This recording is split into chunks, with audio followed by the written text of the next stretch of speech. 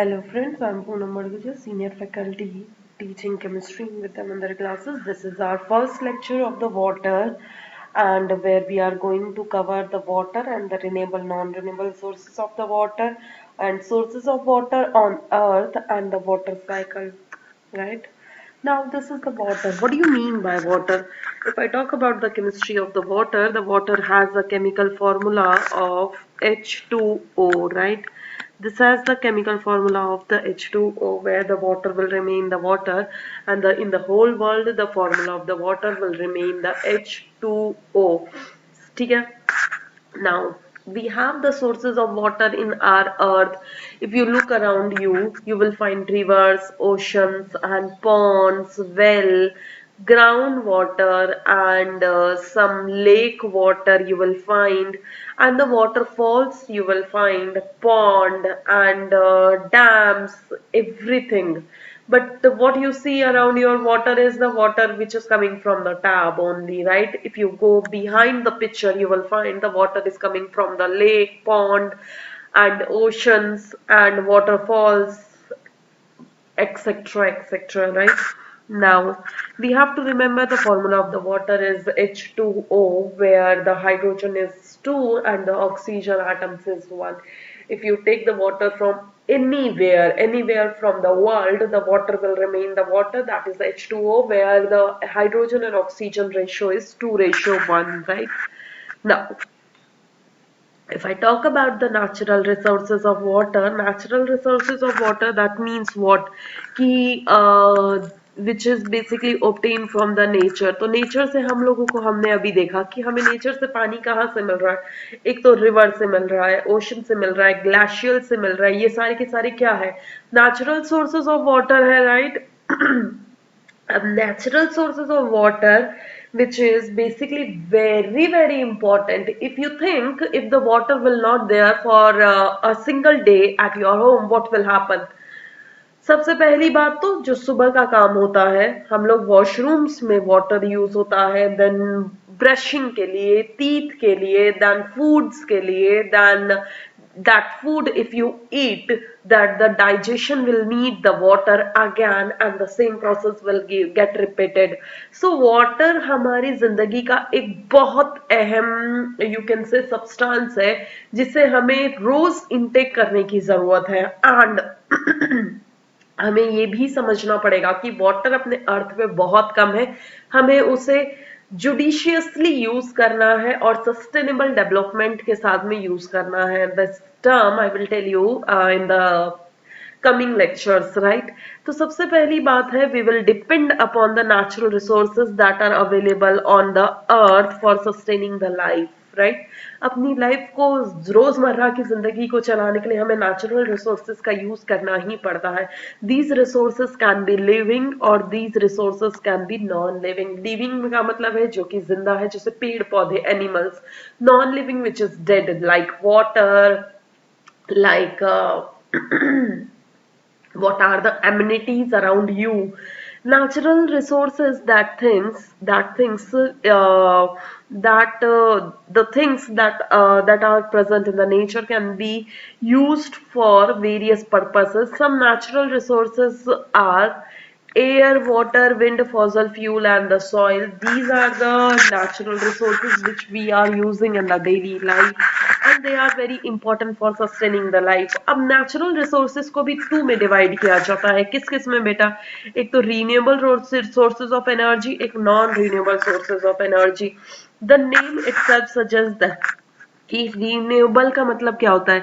Re and new able मतलब जिसे मैं दोबारा से यूज कर सकती हूँ, which can be used again and again, right? Which can be replenished मतलब कि वो कभी खत्म नहीं होंगे, वो दोबारा से बन जाएंगे अपने आप में in a certain interval of time. तो रिन्यूएबल का मतलब है renewable. Which can be used again and again is the one which do not deplete. Do not deplete का मतलब क्या है कि वो कभी खत्म नहीं होंगे. And can be replenished after use, की मतलब वो अपने आप थोड़े दिनों में बन जाएंगे। जैसे मैं पानी की बात करती हूँ, water is there in the pond, what will happen, it will go into the vapours by the help of the sunlight, and वो वेपर्स ऊपर जाएंगे, बादल बनेंगे, देन कम बैक, तो it will come back to the lake only और somewhere else, कहीं पे भी आएंगे, but it will come back to the earth, right. So ये थोड़े दिनों बाद अपने आप में रीप्लान विच विल बेसिकली दोबारा से आ जाएंगे। To make something full gain again by replacing what has been use, ये दोबारा दोबारा मतलब आ सकते हैं, and which do not deplete, वो कभी खत्म नहीं होंगे। Non renewable sources of energy की अगर मैं बात करती हूँ तो देखिए, नॉन मतलब नॉन रिन्यूएबल, जो कि हम लोग दोबारा यूज नहीं कर सकते। अगर एक बार चीजें खत्म हो गई है तो खत्म हो गई है, वो दोबारा नहीं आएंगी बेटा, ठीक है। जैसे कि हम लोग बात कर लेते हैं विच दोज विच गेट डिप्लीटेड, वो खत्म हो जाएंगे, विच कांट बी रिप्लेनिश्ड, मतलब वो दोबारा नहीं आ सकते हैं। जैसे coal, petroleum and fossil fuel, these are known as the coal, petroleum and fossil fuels, ये बेटा दोबारा नहीं आएंगे। अगर पेट्रोल, डीजल, केरोसिन ये सारा एक ही बार में खत्म हो गया तो ये दोबारा नहीं आएंगे, बिकॉज इन्हें बनने के लिए मिलियंस ऑफ ईयर्स लगेंगे। दैट मिलियंस ऑफ ईयर क्या, हमारी पीढ़ी दर पीढ़ी मर भी जाएगी तो भी ये बनेंगे नहीं। ये सारे रिसोर्सेज हमें एक संभाल के यूज करने हैं, सो दैट हम लोग, आज की जनरेशन इसे यूज कर रही है, कल की जनरेशन के लिए हमें संभाल के रखने हैं। ऐसा ना हो कि आज हम लोग मान लो कार चला रहे हैं, अगले साल ये सारा कार चलाना बंद हो जाए, इसलिए हम लोग आज ही सारा पेट्रोल खत्म कर देंगे। दैट मीन्स कि within the same generation we are basically extinguish all the petrol, सारा का सारा जो पेट्रोल है वो खत्म हो जाएगा, केरोसिन खत्म हो जाएगा। तो हमारी आने वाली जनरेशन जो है कार वगैरह को म्यूजियम में ही देखेगी। वो बोलेंगे कि हमारी जो एशियन टाइम्स की पीढ़ी थी वो इसे यूज करा करती थी रोड पे चलाने के लिए। Nowadays no petrol no cars, right, ऐसा नहीं होना चाहिए। रिन्यूएबल का मतलब है वो चीज हम दोबारा रिन्यू कर सकते हैं। जैसे कि हमारे पास है बेटा पानी, हवा and sunlight, this is renewable sources of energy. तो हम लोग नॉन रिन्यूएबल की जगह पे रिन्यूएबल सोर्सेज ऑफ एनर्जी को यूज करें तो ज्यादा बेहतर है, राइट।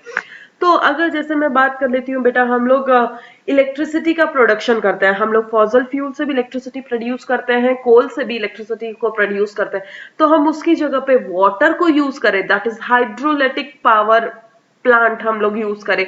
जैसे कि पानी में टरबाइन को रोटेट करके इलेक्ट्रिसिटी प्रोड्यूस करते, तो वो ज्यादा बेहतर है, बिकॉज पानी क्या है, टरबाइन से रोटेट करेगा, दोबारा से back goes to the same source, right. So basically renewable का मतलब है which can't be used again, renewable का मतलब है which can be used again and which can't be replenished. Non renewable which can't be used again and they can't be replenished again। इसमें एक दो example आपको याद करने, रिन्यूएबल में वाटर, एयर एंड सनलाइट आप यूज कर सकते हो, एंड एयर का मतलब है विंड एनर्जी की बात कर रहे हैं, सनलाइट मतलब सन तो हमेशा रोज आता ही रहता है, right. Non renewable sources of energy मतलब कि मेरे पास सोर्सेज में सबसे पहला एग्जांपल आता है कोल, पेट्रोलियम एंड फॉसल फ्यूल्स है, ठीक है। Now next slide, if I proceed, you have natural resources। natural resources भी अब again इसने डिवाइड किए हैं दो में। कौन से दो है बेटा उसमें? फर्स्ट ऑफ ऑल आपके पास आता है renewable sources of energy, first आता है रिन्यूएबल सोर्सेज ऑफ एनर्जी, दूसरा आता है non renewable sources of energy. Renewable sources of energy can be divided into two parts, एक होता है बेटा इन एग्जॉस्टिबल और दूसरा होता है एग्जॉस्टिबल। यहाँ पे non renewable sources of energy divide किए जाते हैं दो में, रिसाइकलेबल, नॉन रिसाइकलेबल। अगर मैं बात करती हूँ बेटा यहाँ पे इनएग्जॉस्टेबल का मतलब है जो कभी एग्जॉस्ट नहीं होंगे, मतलब वो कभी खत्म नहीं होंगे, मतलब वो कभी रिप्लेनिश्ड, वो कभी भी डिप्लीट नहीं होंगे और हम लोग उन्हें बार बार यूज कर सकते हैं। एग्जॉस्टेबल रिसोर्सेज ऑफ एनर्जी और रिन्यूएबल सोर्सेज ऑफ एनर्जी, जो कि एक टाइम बाद क्या होगा बेटा, जैसे कि एग्जॉस्ट हो जाएंगे, मतलब खत्म टाइप्स हो जाएंगे। यू कैन से सॉइल, ग्राउंड वाटर, फॉरेस्ट। अगर हम लोग इन्हें संभाल के नहीं रखेंगे और एक सही ढंग से यूज नहीं करेंगे तो ये एक बार में कभी ना कभी तो खत्म हो ही जाने। नॉन रिन्यूएबल सोर्सेस में भी दो टाइप से मैं क्लासिफाई कर सकती हूँ। एक को मैं रिसाइकल कर सकती हूँ तो मैं रिसाइकल कर लूंगी, दूसरे वाले को नॉन रिसाइकलेबल। रिसाइकलेबल का मतलब क्या होता है, जैसे मिनरल्स है हम लोग दोबारा से उन्हें रिसाइकल कर सकते हैं। Non recyclable renewable non-renewable resources are the fossil fuels and top layer of the soil. Top layer of the soil is the fertile layer you can say, जिसमें कि हम लोग क्रॉप को ग्रो करते हैं, right. fossil fuels like the coal, petroleum and natural gas. I will write over here, I'm just taking the pen. This is coal, petroleum,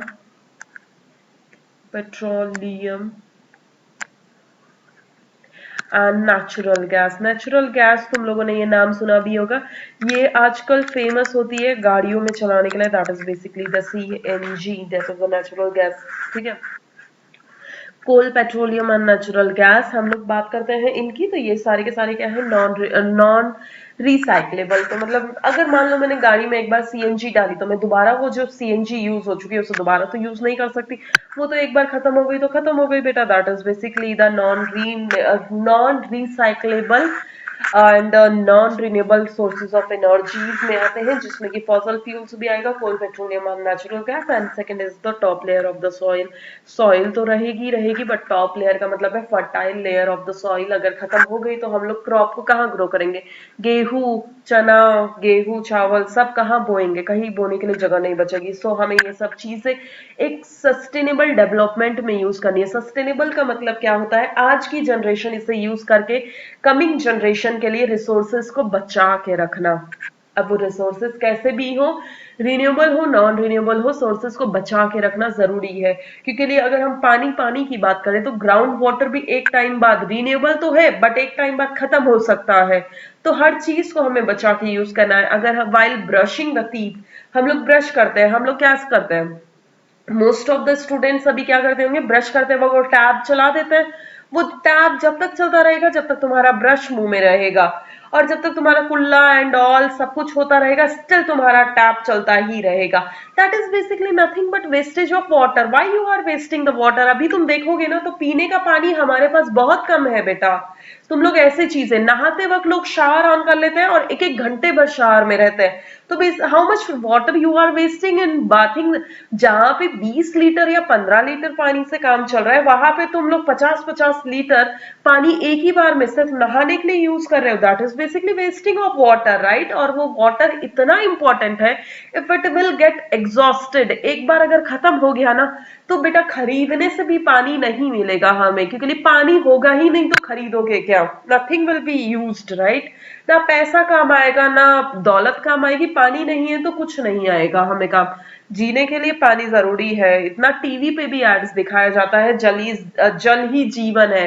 अगर एक बार खत्म हो गया ना तो पैसा नहीं, दौलत नहीं, कुछ भी कर लो पानी आएगा ही नहीं। तो हमें बहुत, मतलब हम खुद भी पढ़ेंगे और दूसरों को भी पढ़ाएंगे कि हमें पानी को बहुत अच्छे से यूज करना है और एक अच्छे डेवलपमेंट के साथ यूज करना है। हमें नहाने के लिए पानी बकेट में यूज कर लो instead of using the shower. अगर आप शावर यूज कर रहे हो, एक लिमिटेड अमाउंट ऑफ पानी को खर्च करिए बेटा। 100-100 लीटर, 50-50 लीटर आप एक ही बार में खत्म कर दोगे। इतना पानी तो आप लोग एक हफ्ता यूज कर सकते हो पीने के लिए भी, by using the filter, right. तो अगर मैं ब्रशिंग कर रही हूँ तो एक बार ब्रश को अगर तुमने पानी लगा दिया, then close the tap and use when it required, not the की चलता ही जा रहा है टैब, नॉट। अगर ये हम लोग सीख रहे हैं, हम लोग अपने पेरेंट्स को बता सकते हैं, हम लोग अपने फ्रेंड्स को बता सकते हैं, अपने छोटे भाई बहन को बता सकते हैं, इवन हम अपने बड़े भाई बहन को बता सकते हैं, सो दैट कि we should use the pani in a very disciplined manner, because we have to make sure कि हमारी आने वाली जनरेशन को पानी दिखे। कहीं पता चले उन्हें पानी ही नहीं दिखता है तो क्या करेंगे बताओ, हमें ही नहीं दिखेगा तो बाकी क्या देख पाएंगे भाई। बात करते हैं वाटर की। Water is a renewable sources of energy. अगर मैं बात करूं कि United Nation of Organisation United Nation of Organisation has estimated that दिन का अगर कोई ढंग से पानी को यूज करे, दिन में एक आदमी को या फिर what ever be the human being needs 50 liters of water. This include everything. This include whole the whatever he will do from the morning till the night. 50 liters of the water इतना estimated तो use होता ही है, इससे थोड़ा कम ज्यादा हो सकता है, अप्रोक्स इतना होता ही है, राइट। अब पानी जो हमारे पास प्रेजेंट है, the data collected across the world shows that more than 33% of the world population में face the water scarcity in the nature in the near future।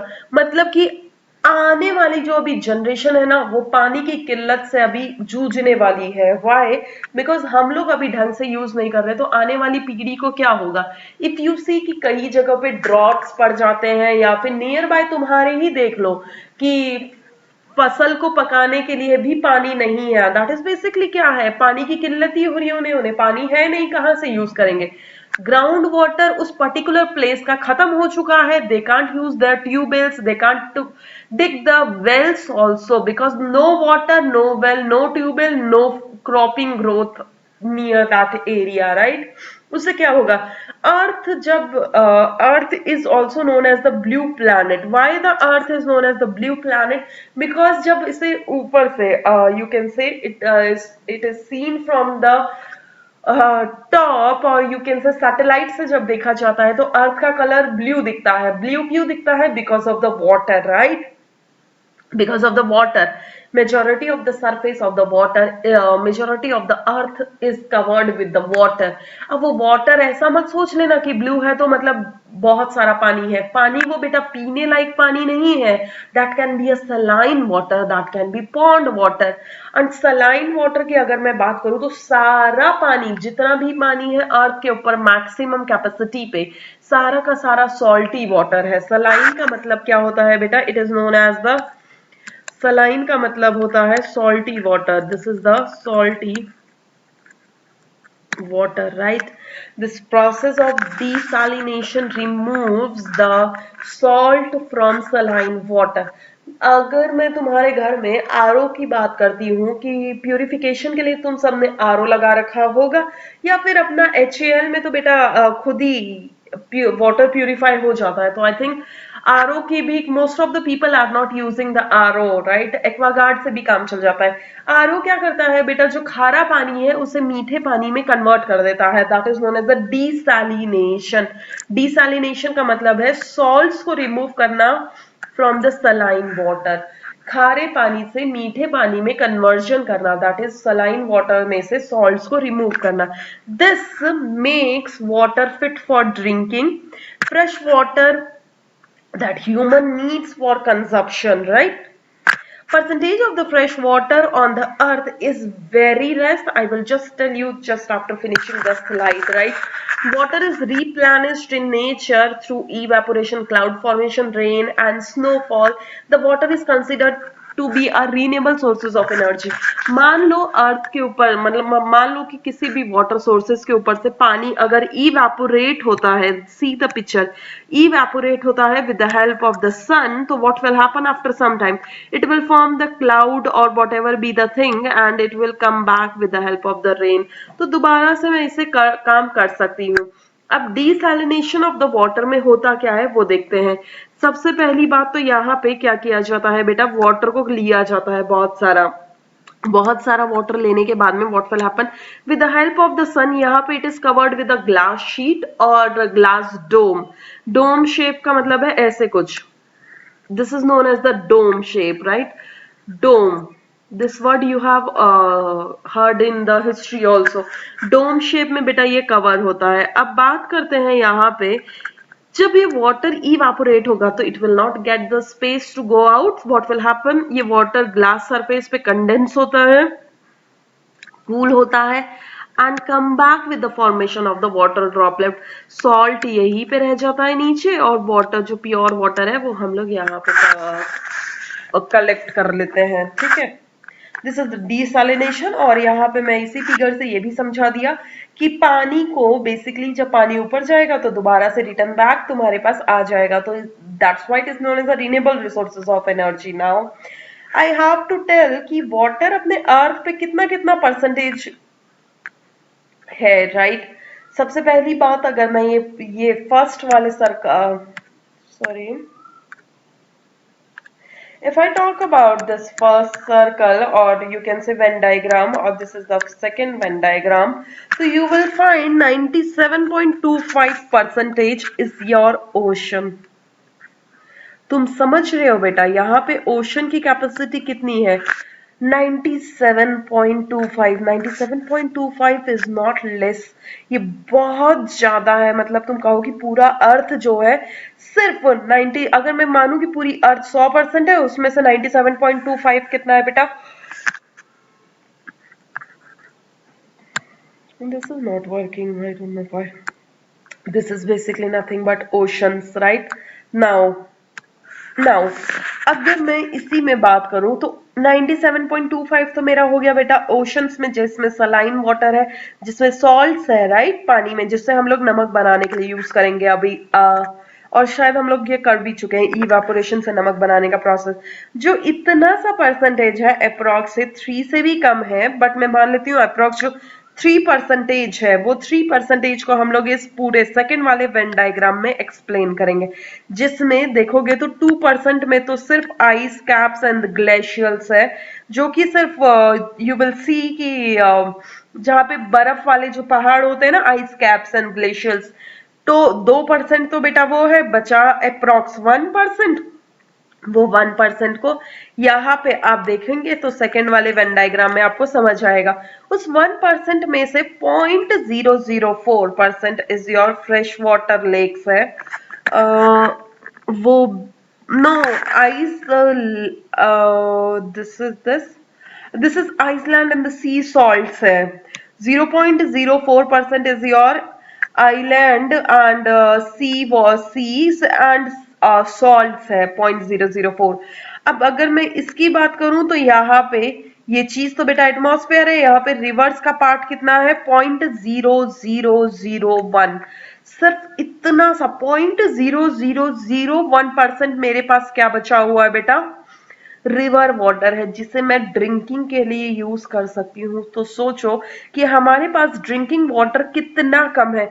यहाँ पे देखो ग्राउंड भी मेरे पास कितना है बेटा? ग्राउंड मेरे पास ये है 0.006 प्लस 0.005 प्लस में 0.7, इन सबको मिला के अप्रोक्स 1% ग्राउंड है। उस 1% ग्राउंड में बेटा इतना तो हो गया एटमॉस्फेयर, और इतना हो गया तुम्हारा सॉल्ट्स एंड सी आइलैंड्स, और यहाँ पे मेरे पास सिर्फ जो वाटर है, फ्रेश वाटर है रिवर्स का 0.0001। मतलब कितना कम पानी है, मैं ये भी नहीं कह सकती मेरे पास 1% भी पानी है जो पीने लायक है। सोचो हमें कितना प्रीशियसली हमें वाटर को यूज करना चाहिए, जितना जरूरत है उतना यूज करें, बाकी को वेस्ट ना करें। इफ समबडी नीड्स, उनकी हेल्प करें, अपने घर में पानी की बर्बादी ना करें बेटा, ठीक है। अब बात करते हैं बेटा यहाँ पे थोड़ा वाटर को ना अपने ह्यूमन बॉडी में भी समझ लेते हैं। 70% से भी ज्यादा पानी अपनी बॉडी में प्रेजेंट होता है। Water forms more than 70% of the water body, human body. Human body का 70 से भी ज्यादा प्रतिशत चीज जो है पानी से बनी हुई है, जैसे ब्लड कह सकते हो, और सेल्स में भी वाटर ही होता है जो लिक्विड सब्सटेंसेस होता है, वगैरह वगैरह, right. So human body needs 2 to 3 liters per day for drinking or function if the body properly। एक बॉडी को ढंग से फंक्शन करने के लिए मुझे कितना पानी की जरूरत है बेटा? 2 से 3 लीटर पीने की जरूरत है। 2 से 3 से भी ज्यादा तुम लोग पी सकते हो। 5 लीटर अप्रोक्स एक इंसान को, प्रॉपर इंसान को पीना चाहिए, right, for functioning of the good body proper. अब देखो पानी की जरूरत क्या है, हम लोगों ने खाना खाया, that food will get digested, क्योंकि सलाइवा भी आना चाहिए, तो वो सलाइवा पानी के साथ मिक्स होके पेट में जाएगा, डाइजेशन ऑफ द फूड में हेल्प करेगा। Water helps in the digestion of the food. Elimination की बात करते हैं, एलिमिनेशन वेस्टेज की बात करते हैं, जैसे फ्रॉम द यूरिन एंड फेकस की बात करते हैं। अगर मैं पानी ढंग से पीऊंगी तो किडनी अच्छे से फिल्टर करेगी, तो यूरिन सही निकलेगी, तो हमारे बॉडी में जो टॉक्सिन्स है सब के सब निकल जाएंगे। फेसिस के लिए भी वाटर इज वेरी हेल्पफुल, तो उसके लिए भी मुझे पानी बहुत ज्यादा पीना है। Small intestine and large intestine में से जो भी वेस्ट है वो ढंग से पास आउट हो, so we need to drink the water. And absorption of the food के लिए भी मुझे इन सब चीजों की जरूरत होती है। It helps in the regulate the body temperature. एक बॉडी टेम्परेचर को रेगुलेट करने के लिए, ह्यूमन बॉडी का जो टेम्परेचर होता है 37 अप्रॉक्स होता है, 36 टू 37 डिग्री सेल्सियस होता है मेरे ख्याल, तो उसको मेंटेन करने के लिए पानी पीना बहुत जरूरी है, right, in correct, you can say ki correct amount. Water plays an important role in the life activities taking place in the cell and the cell of the all organisms. Water is a natural habit of the all living organisms. Day to day depend upon the total water drinking, cooking, washing. You can say washing के लिए use होता है, cleaning के लिए use होता है, ठीक है। अब ये बहुत ज्यादा इंपॉर्टेंट बात इसने यहाँ पे दी है। Basically water is a typical manner, हम लोग बोला करते हैं कि वाटर जो है कूल करने पे बेटा कॉन्ट्रैक्ट होता है, बट वाटर का ना कुछ अजीब सा बिहेवियर है। दैट अजीब सा behaviour you have to learn this word, anomalous behaviour. ये वर्ड आपको बेटा याद रखना है। ये in higher classes or in the same classes it will repeat again and again। anomalous का मतलब है अजीब सा behavior। water we will say कि कोई भी चीज को बेटा कूल करते हो तो कूल करने पे वो चीज कॉन्ट्रैक्ट होती है, बट वाटर के साथ थोड़ा सा चीज ना अलग है। दैट अलग is known as the anomalous behavior। it depends upon the cooling of the water below 4 degree Celsius. अगर तुम उसे कूल करते हो बिलो 4 डिग्री सेल्सियस तो वाटर एक्सपैंड होता है कितना percent, approx 9%, up to 9% water get expand. So in the cold countries the water pipelines get cracked in the winters, right. Winters में ये क्रैक हो जाती है बहुत, मतलब यू कैन से कि ये तो आप लोगों ने पहली बार सुना होगा, राइट, कि वाटर भी एक्सपैंड हो रहा है वो भी कूल करने पे। ओ माय गॉड, और कितना एक्सपैंड हो रहा है, 9% एक्सपैंड हो रहा है, जिसके कारण की कोल्ड कंट्रीज होती है वहां पे पाइपलाइंस क्या होती है बेटा, ब्रेक हो जाती है due to the this breaking of pipelines due to expansion of water in that pipelines, right।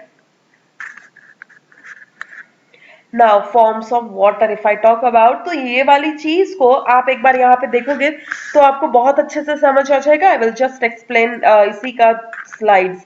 यहाँ पे कौन सा प्रोसेस क्या होता है इस पूरे चैप्टर, इस पूरे पेज में वो समझा रखा है। तो यहाँ पे बेटा एक वेपराइजेशन वर्ड यूज हो रहा है, बॉइलिंग पॉइंट हो रहा है, condensation, melting point, freezing point, solidifies and glaciers and liquefaction हो रहा है, ठीक है। तो ये चीजें मैं जस्ट तुम्हें नेक्स्ट वाली स्लाइड में एक्सप्लेन करके दे रही हूँ। देखो आइस का यहाँ पे अगर मैं बात करूं सारे पॉइंट्स को, आइस जो है अगर वाटर में कन्वर्ट होगी तो उसे कहा जाएगा बेटा ये चीज मेल्ट हो रही है, तो this is known as the melting. This process is known as melting. अब वाटर वेपर्स में कन्वर्ट हो रहा है, इवेपोरेशन। स्टीम दोबारा से लिक्विड में कन्वर्ट हो रही है, कंडेंसेशन।